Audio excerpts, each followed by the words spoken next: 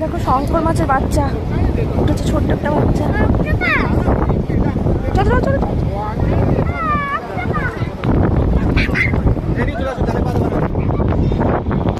দেখো এখানে গ্রামের বন্ধুরা সবাই মাছ ধরেছে। আর একবার দেখে নিয়ে আসি। এখন এটা জীবিত আছে, দেখো। এই একটা মাছ, কি মাছ এটার নাম জানি না সঠিক আমি। কই লাফাচ্ছে, দেখো আর একটা মাছ দেখা যাচ্ছে কি কতটা হয়ে আছে। কই দেখেছি দেখেছি, এই দেখো যার দিকে চাইনি। ও বাঁচবে না বোধহয়, বলো।